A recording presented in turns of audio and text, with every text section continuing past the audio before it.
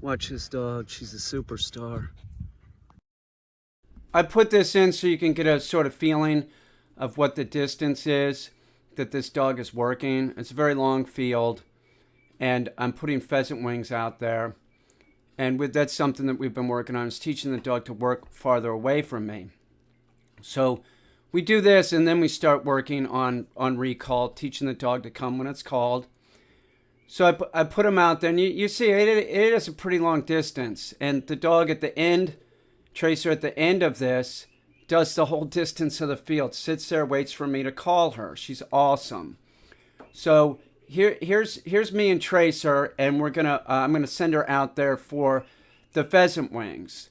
Now it's a big field. She has to use her nose to find these things. She's finding them by scent, and there she goes. Now before she would stop. Now she's stopping a little bit, and she's gonna come back. But this really isn't a big deal. When your dog first starts doing this, don't worry about this. Just get the dog back at heel and send her on her way and watch what she does. She becomes compliant. She goes out there. She gets in the scent cone. They're out there farther than they've ever been. That was the problem. Like, she went out there and she wasn't smelling it. I put them at the very end of the field. This is totally new for her. That's a huge distance. So she had to get in the scent cone, and then she got it. Take your time with this. Take your time. Don't get frustrated. You might get frustrated, but just try and remain calm working with the dog. It's the only way to do it. So once again, there's another pheasant wing out there, and I'm gonna send her out to get it. And there's a little bit of hesitation. She goes the whole way. She doesn't have to come back at heel or anything. You'll see when the dogs do this, they sort of, like, when they first start doing it, they're sort of like, see how she's sort of circling. She's waiting to get into the scent cone, and then she gets in the scent cone and takes off.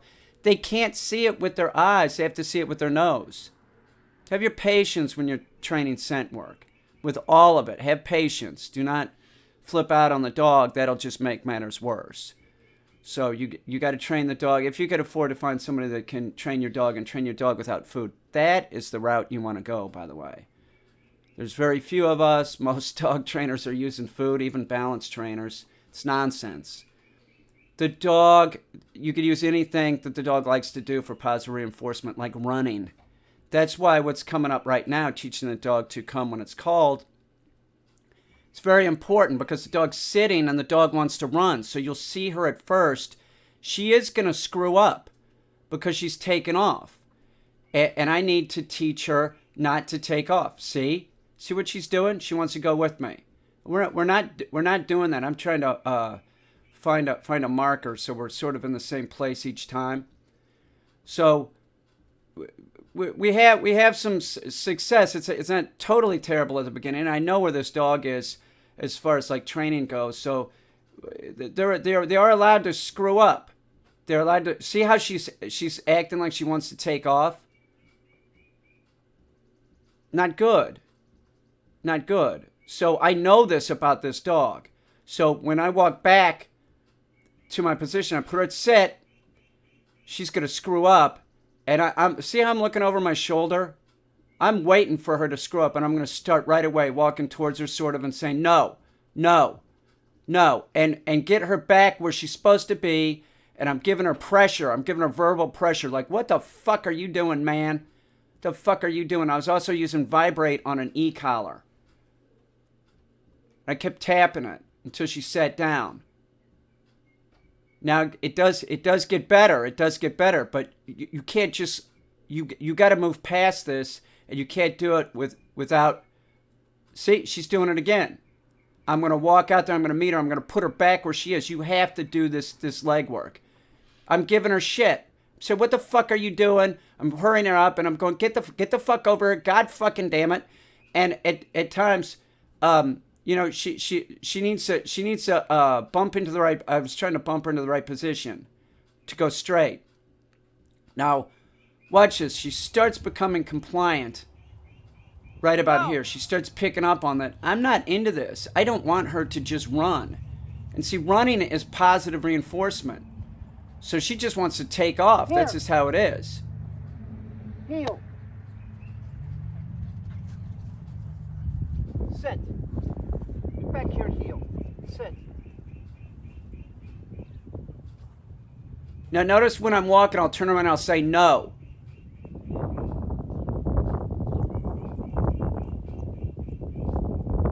I'm doing this for a reason. And the reason is I know what's going on in this dog's mind. So I'm telling her, no, don't run after me. Stay where you are. I keep turning around and saying no. I'm trying to get distance from her. I don't want her to run after me. That's why I'm saying no. At a point, I'll just stop saying no because I know that the dog's more stable and it's staying in the sit position and waiting until I call here and then heel. Watch what I do. Listen.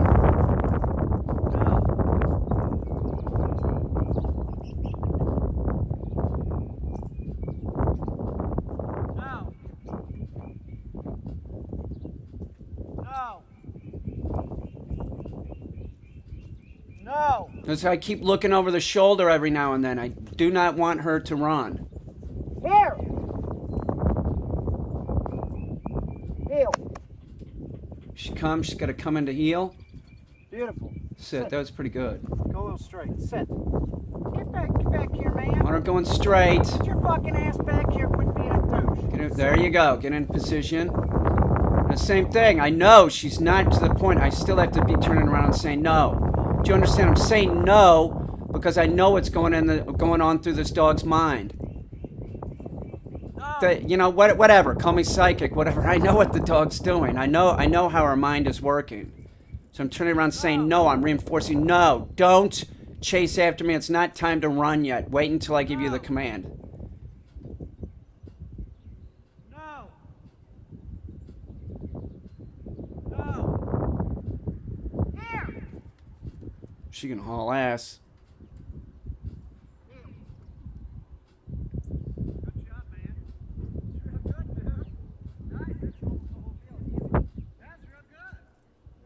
That's about the length of the field. That's very far. That's 400 feet at that point. Something like that. No. 400 or 500 feet. Same thing, I'm turning around, no. And the farther that I get, you'll see that the more your dog wants to haul ass. So you got to turn around and reinforce. No, tell that dog no. Make sure that dog knows you know what it's thinking. And they don't really think. They don't ponder thought. They just sort of respond. You know how the dog wants to respond, so tell the dog no. Heel. And we got almost the whole field that time. Right here, heel. That's pretty good, dude. Now this time, That's we're a going to go nice for the job. entire length of the field, which We'll is do it one probably more time. 500 feet. Through the whole length. So this is do it, real right? good. Dog's doing great. Go straight. Get over here, heel. No, cock it in a little bit, man. You could take your dog out there if it was 5 years old and do this, and you're working with your dog. They like to do it. You know, when this dog goes back, the owner could do this. He could do it from 20 feet. But if you don't spend time with your dog's going to be a mess. He won't have to be saying no, no all the time, like I'm doing. I'm getting the dog ready to go home.